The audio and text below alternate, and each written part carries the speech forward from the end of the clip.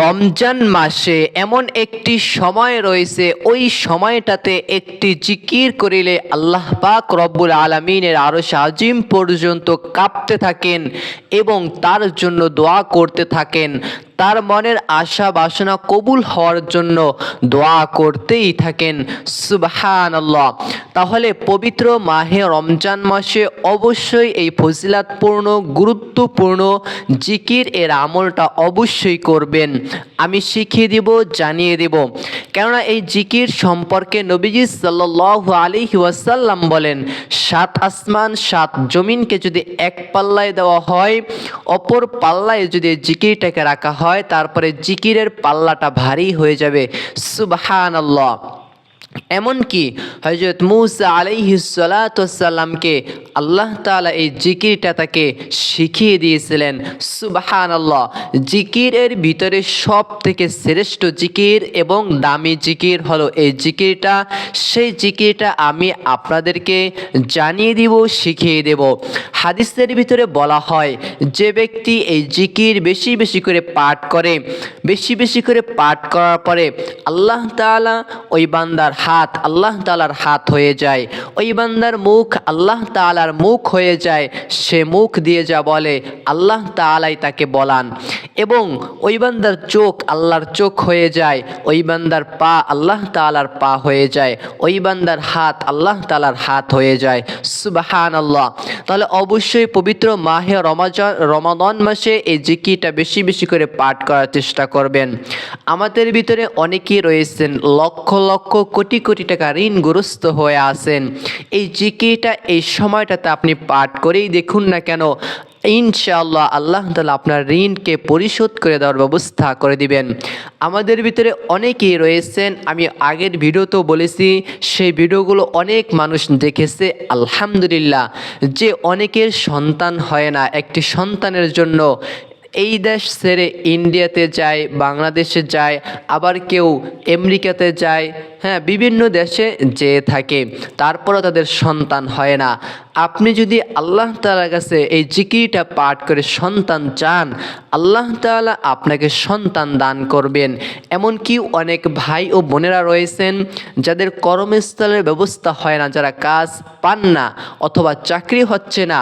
অনেক ভাই ও বোনদের ইনশাআল্লাহ এই আমলটি করুন, আল্লাহ তাআলা চাকরির ব্যবস্থা করে দিবেন। এমনকি অনেকে বাহিরে যাবেন, ভিসার ব্যবস্থা হচ্ছে না, দালালের খপ্পরে পড়ে গিয়েছেন, ইনশাআল্লাহ জিকির এর আমলটা করুন, আল্লাহ তাআলা এই ভিসার সমস্যাকে, দালালের সমস্যাকে আল্লাহ তাআলা দূর করে দিবেন। অনেকেই বাহিরে রয়েছেন, অনেক দিন ছিলেন, এখন পর্যন্ত একটা আকামার ব্যবস্থা হচ্ছে না, অথবা আপনি টেনশন পেরেশানির ভিতরে রয়েছেন, আপনি এই আমলটা করুন, ইনশাআল্লাহ আপনার আকামা হয়ে যাবে। আপনার অতি দ্রুতই একটা ভালো কাজ, চাকরির ব্যবস্থা আল্লাহ পাক রব্বুল আলামিন করে দিবেন। তাহলে প্রিয়দিনী ভাই ও বোনেরা, পবিত্র মাহে রমজান মাসে এই জিকির এর আমল অবশ্যই করবেন। কেননা হাদিসের ভিতরে এসেছে, যে ব্যক্তি এই জিকিরটা করে, নূরের একটা খুঁটি রয়েছে আসমান এবং জমিনের ভিতরে, ওই নূরের খুঁটি হেলতে দুলতে থাকে। আল্লাহ তাআলা ডেকে বলেন, ও খুঁটি তুমি কেন হেলতেছো, দুলতেছো? তখন খুঁটি বলে, আল্লাহ আপনার অমুক বান্দাই জিকিরটা করেছে, আপনি যতক্ষণ পর্যন্ত তাকে মাফ না করবেন ততক্ষণ পর্যন্ত আমি নূরের খুঁটি হেলাধুলা বন্ধ করব না। আপনি যতক্ষণ পর্যন্ত তার মনের আশা বাসনা চাহিদাকে কবুল না করবেন ততক্ষণ পর্যন্ত আমি নূরের খুঁটি হেলতে দুলতেই থাকবো। যেই আল্লাহ তাআলা বান্দাকে মাফ করে দেন, তার মনের আশা পূরণ করেন, এরপরে নূরের খুঁটি হেলাধুলা বন্ধ করে দেয়। সুবহানাল্লাহ। তাহলে পবিত্র মাহে রমাদান মাসে আপনি যে কোনো সময় চাইলেও এই ছোট্ট জিকির এর আমলটা করতে পারেন। তবে এমন একটি সময় রয়েছে, এই সময়টাতে আপনি যদি জিকিরটা করতে পারেন, দেখবেন কারেন্টের চেয়েও অতি দ্রুত গতিতে আপনার দোয়া কবুল হয়ে যাবে, মনের আশাগুলো কবুল হয়ে যাবে, আপনার জীবন যৌবনের সমস্ত গুনাহকে আল্লাহ তাআলা মাফ করে দিবেন। সুবহানাল্লাহ। তাহলে এই আমলটি করার জন্য আপনি আমলটি করার পূর্বে আপনি সুন্দরভাবে করে অজু করে নেবেন। যে সকল মা ও বোনেরা অসুস্থ অবস্থায় রয়েছেন, আপনাদের অজু করাও প্রয়োজন হবে না, আপনারা চাইলেও এই আমলটা করতে পারবেন ইনশাআল্লাহ। তাহলে এই আমলটি করার পূর্বে আপনি সুন্দরভাবে করে পাক পবিত্র হয়ে নেবেন, অজু করে নেবেন। অজুর শুরুতে পাঠ করবেন বিসমিল্লাহির রহমানির রহিম। এরপরে দুইটা হাত ধুইবেন 3 বার। মনে রাখবেন অজুর যতগুলো অঙ্গ রয়েছে সবগুলো অঙ্গ 3 বার ধৌত করা হলো সুন্নাত। আপনি প্রতিটা অঙ্গই 3 বার করে আপনি ধুয়ে নেবেন এবং অজুর ভিতরে একটা দোয়া পাঠ করবেন, আল্লাহুম্মা গফিরলি যামবি ওয়া ওয়াসসি'লি ফি দারি ওয়া বারিক লি ফি রিজকি। এই দোয়াটা পাঠ করবেন। অজুর শেষে আকাশের দিকে তাকিয়ে পাঠ করবেন কালিমায়ে শাহাদাত। এই জিকিরটা যদি আপনি পাঠ করেন 7 আসমান 7 জমিনের দরজাগুলো আপনার জন্য খুলে যাবে, 7 আসমান 7 জমিনের পর্দাগুলো আপনার জন্য খুলে যাবে। জান্নাতের প্রতিটা দরজায় আপনার জন্য আল্লাহ তাআলা খুলে দিবেন। অজুর শেষে আকাশের দিকে তাকিয়ে হাতটাকে এইভাবে করে ইশারা করে আপনি পাঠ করবেন, আশহাদু আল্লা ইলাহা ইল্লাল্লাহু ওয়াহদাহু লা শারীকা লাহু ওয়া আশহাদু আন্না মুহাম্মাদান আবদুহু ওয়া রাসূলুহু। এইভাবে করে অজুর শেষে আকাশের দিকে তাকিয়ে কালিমা শাহাদাতটাকে আপনি পাঠ করে নেবেন। এরপরে আসেন এই জিকিরটা আপনি কয়েকটি ভাবেই করতে পারেন। 1 নাম্বার পদ্ধতি হলো দিনে রাতে শুতে বসে যে কোনো সময় চাইলে আপনি আমলটা করতে পারেন। আর যদি না, আপনি যদি চান যে আমি এই সময় করব না, আমি একটা গুরুত্বপূর্ণ সময় রয়েছে সময়টাতে আমি করব, তাহলে আল্লাহ তাআলা আপনার দোয়া কবুল করবেন, আমার মনের ন্যাক আশা বাসনা কবুল করবেন। সেই সময়টা যদি আপনি করতে চান তাহলে সেই সময়টা হলো হযরত আবু হুরায়রা রাদিয়াল্লাহু তাআলা তিনি বলেন যে আমাদের প্রতিপালক মহান আল্লাহ পাক রব্বুল আলামিন প্রতি রাতের 3য় অংশে প্রথম আসমানে আসেন এবং বান্দাদেরকে ডাকতে থাকেন, ও আমার বান্দারা যারা ঋণগ্রস্ত হয়ে আসো, ঋণ থেকে আমার কাছে মুক্তি চাও, আমি মুক্তি দিব। ও আমার বান্দারা যাদের সন্তান হয় না আমার কাছে সন্তান চাও, আমি সন্তান দিব। যাদের চাকরি বাকরি হয় না আমার কাছে চাকরি চাও, আমি তোমাদের চাকরির ব্যবস্থা করে দিব। এমনকি ও বান্দারা যারা অভাবের ভিতরে রয়েছে, অসহায় হয়ে আসো, আমার কাছে অভাব অনটন অসহায়ত্ব থেকে তুমি মুক্তি চাও, আমি তোমাকে মুক্তি দিয়ে দেব। এইভাবে করে করে একটা করে ডাকতে থাকে। এবং আপনি যদি ওই সময়টাতে 2 রাকাত তাহাজ্জুদ নামাজ আদায় করে এরপরে যদি এই জিকিরটা করে 2টা হাত তুলে যদি আপনি আল্লাহ তাআলার কাছে চাইতে পারেন, ইনশাআল্লাহ ইনশাআল্লাহ ইনশাআল্লাহ 3 বার বললাম, আপনার দোয়া কবুল হবেই হবে ইনশাআল্লাহ। তাহলে 2 রাকাত তাহাজ্জুদ নামাজ আদায় করবেন। কিভাবে নিয়ত করবেন? আপনি আরবিতে নিয়ত করতে পারেন অথবা বাংলাতে নিয়ত করে নেবেন, আমি আল্লাহ তাআলার সন্তুষ্টির জন্য 2 রাকাত সালাতুত তাহাজ্জুদের নামাজ আদায় করলাম, আল্লাহু আকবার। আবারও বলতেছি, আমি আল্লাহ তাআলার সন্তুষ্টির জন্য 2 রাকাত তাহাজ্জুদের নামাজ আদায় করতেছি, আল্লাহু আকবার। নিয়ত হয়ে গেল। এরপরে আপনি সানা পাঠ করে নেবেন, সুবহানাকাল্লাহুম্মা ওয়া বিহামদিকা ওয়া তাবারাকা ইসমুকা ওয়া তাআলা জাদ্দুকা ওয়া লা ইলাহা গায়রুক। সানা পাঠ করে নেবেন।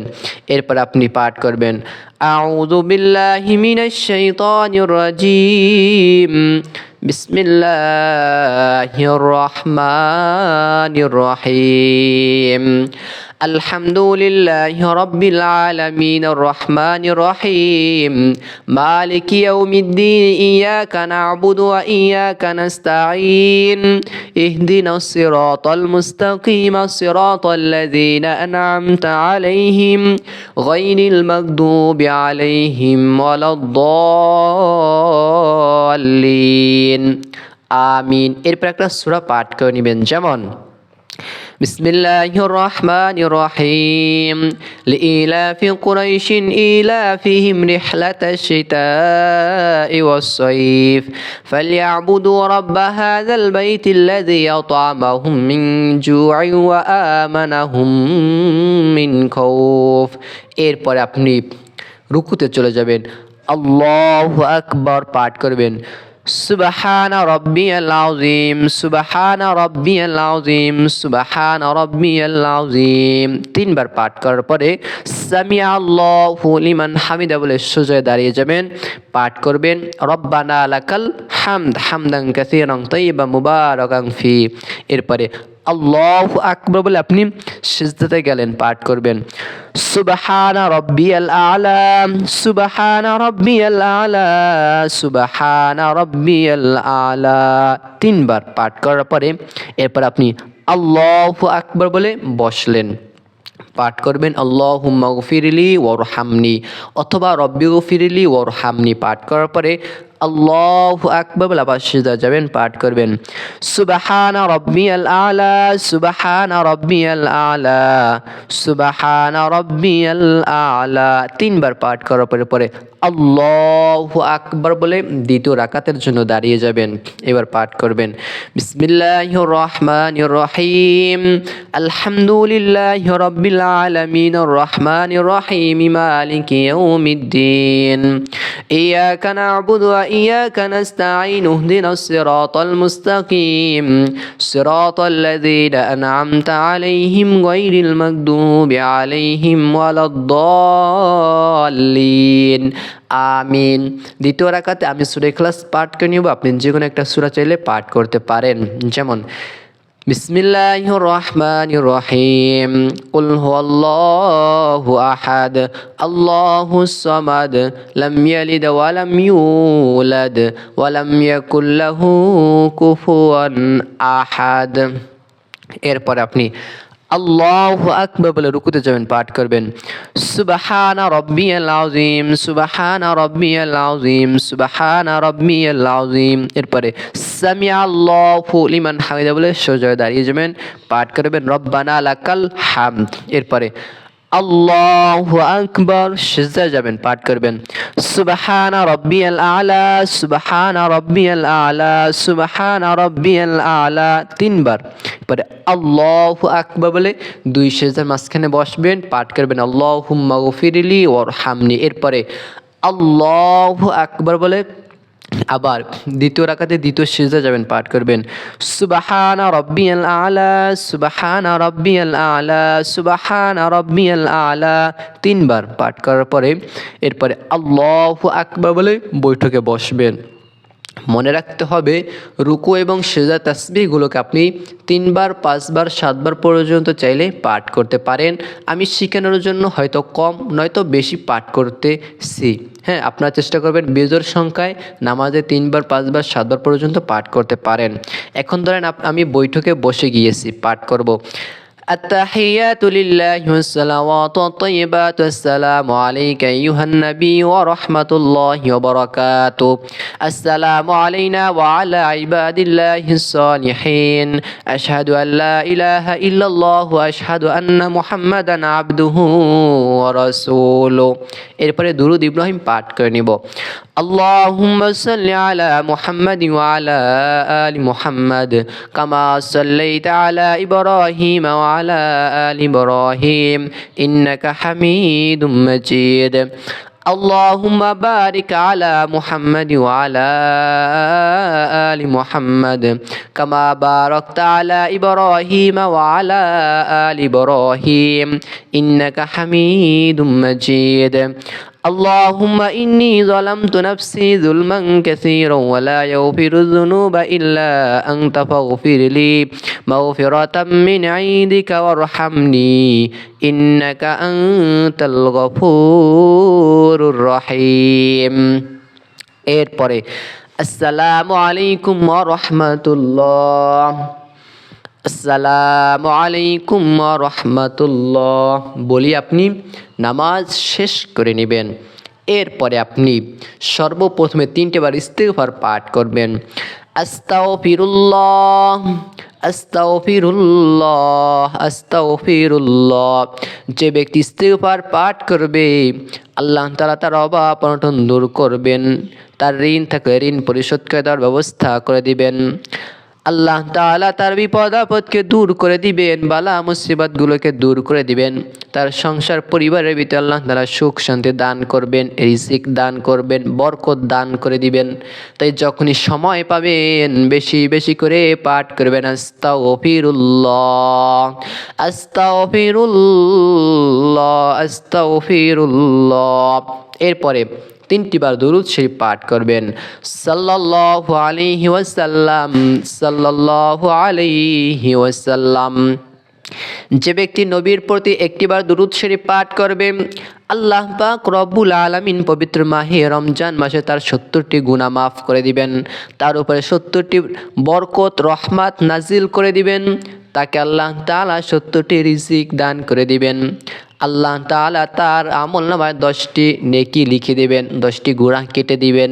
এইভাবে 10টি করে তাকে অনেক কিছুই আল্লাহ তাআলা দান করে দিবেন। সুবহানাল্লাহ। এরপরে আপনি সুবহানাল্লাহ, সুবহানাল্লাহ,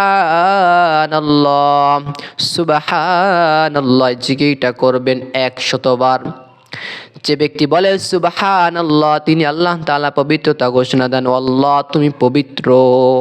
সুবহানাল্লাহ, সুবহানাল্লাহ জিকিরটা করবেন। এরপরে 2 নাম্বার আলহামদুলিল্লাহ, আলহামদুলিল্লাহ, আলহামদুলিল্লাহ এই জিকিরটা করবেন 100 বার। আলহামদুলিল্লাহ শব্দের অর্থ হলো সমস্ত প্রশংসা একমাত্র আল্লাহ পাক রব্বুল আলামিনের জন্য। তাই আপনি আলহামদুলিল্লাহ জিকিরটা করে নেবেন। কতবার? 100 বার। আল্লাহু আকবার এই জিকিরটা 100 বার করে নেবেন। যে ব্যক্তি আল্লাহু আকবার এই জিকিরটা করে আল্লাহ তাআলা ওই ব্যক্তির মান সম্মান ইজ্জত মর্যাদাকে বৃদ্ধি করিয়ে দেন। সুবহানাল্লাহ। তাহলে বেশি বেশি পাঠ করবেন আল্লাহু আকবার। এরপরে আপনি সেই কাঙ্ক্ষিত মানের ফজিলাতপূর্ণ গুরুত্বপূর্ণ জিকিরের ভিতরে সবথেকে শ্রেষ্ঠ জিকিরের ভিতরে সবথেকে দামি জিকির, সেই জিকিরটা আপনি পাঠ করে নেবেন। সেই জিকিরটা সম্পর্কে হযরত মুসা আলাইহিস সালাতু ওয়াস সালাম আল্লাহ তাআলাকে বললেন, আল্লাহ মুসা নবী তো আল্লাহ তাআলার সঙ্গে তুর পাহাড়ে গিয়ে কথা বলতেন। তখন আল্লাহ তাআলাকে বললেন, আল্লাহ আমাকে আপনি এমন একটা জিকির শিখিয়ে দেন বা আমাকে আপনি এমন একটা বাক্য শিখিয়ে দেন যেটা থাকবে স্পেশাল, সেটার মাধ্যমে আমি আপনাকে ডাকতে পারবো, আপনাকে স্মরণ করতে পারবো। তখন আল্লাহ তাআলা বলতেছেন, মুসা তুমি আমার সঙ্গে সঙ্গে পাঠ করো লা ইলাহা ইল্লাল্লাহ, লা ইলাহা ইল্লাল্লাহ, লা ইলাহা ইল্লাল্লাহ নেই কেহ নেই আল্লাহ ছাড়া, বলো লা ইলাহা ইল্লাল্লাহ। এই লা ইলাহা ইল্লাল্লাহ এই বাক্য মুসা নবী শোনার পরেই মুসা নবী বললেন, আল্লাহ এই জিকির তো সবাই করে, জিকির তো সবাই জানে, জিকির তো সবাই পারে। তখন আল্লাহ তাআলা বলেন, ও মুসা তুমি কি জানো না এই জিকিরের ভিতরে সব থেকে শ্রেষ্ঠ জিকির হলো লা ইলাহা ইল্লাল্লাহ, তুমি এই জিকির বেশি বেশি করে পাঠ করবা। তখন হযরত মুসা আলাইহিস সালাতু ওয়াস সালামকে আল্লাহ তাআলা লা ইলাহা ইল্লাল্লাহ জিকিরটা শিখিয়ে দিয়েছিলেন। লা ইলাহা ইল্লাল্লাহ জিকিরটা যদি কেউ করে আসমান এবং জমিনের ভিতরে একটা নূরের খুঁটি রয়েছে, নূরের খুঁটি হেলতে দুলতে থাকে ততক্ষণ পর্যন্ত বান্দাকে মাফ না করা হয়, যতক্ষণ পর্যন্ত বান্দার মনের আশা কবুল না করা হয়। সুবহানাল্লাহ। এমনকি একজন হিন্দু খ্রিস্টান যে মুসলিম নয় সেও যদি পাঠ করে তার জীবনের পিছনের সমস্ত গুনাহকে মাফ করে দেবেন যদি সে পাঠ করে লা ইলাহা ইল্লাল্লাহু মুহাম্মাদুর রাসূলুল্লাহ সাল্লাল্লাহু আলাইহি ওয়াসাল্লাম। শুধু মাফ করেই দিবেন না, তার গুনাহগুলোকে আল্লাহ তাআলা নেকি দ্বারা পরিবর্তন করিয়ে দিবেন। সুবহানাল্লাহ। তাহলে অবশ্যই পবিত্র মাহে রমাদান মাসে আপনি 2 রাকাত তাহাজ্জুদ নামাজ আদায় করার পরে এই লা ইলাহা ইল্লাল্লাহ এই জিকিরটা আপনি 100 বার পাঠ করবেন। সর্বশেষে গিয়ে আপনি 3টি বার দুরুদ শরীফ পাঠ করবেন, সাল্লাল্লাহু আলাইহি ওয়াসাল্লাম, ছোট্ট দুরুদ, সংক্ষিপ্ত দুরুদ। এরপরে আপনি 2টা হাত তুলে আল্লাহ তাআলার কাছে দোয়া করবেন, মোনাজাত করবেন। আপনার দোয়া কবুল হবে, মনের আশা বাসনা কবুল হবে। আল্লাহ তাআলার কাছে যা চাইবেন আল্লাহ তাআলা আপনাকে তাই দান করে দিবেন। যা ঋণগ্রস্ত হয়ে আছেন আল্লাহ তাআলা ঋণ থেকে মুক্তি দান করবেন। যদি সন্তান হয় আল্লাহ তাআলা সন্তান দিবেন। অভাব অনটন দুঃখ কষ্ট পেরেশানি হতাশাকে আল্লাহ তাআলা আমাদের সকলের জীবন থেকে দূর করে দিন, আমিন। ভালো থাকুন, সুস্থ থাকুন। আবার দেখা হবে অন্য কোনো ভিডিওতে। আসসালামু আলাইকুম ওয়া রাহমাতুল্লাহ।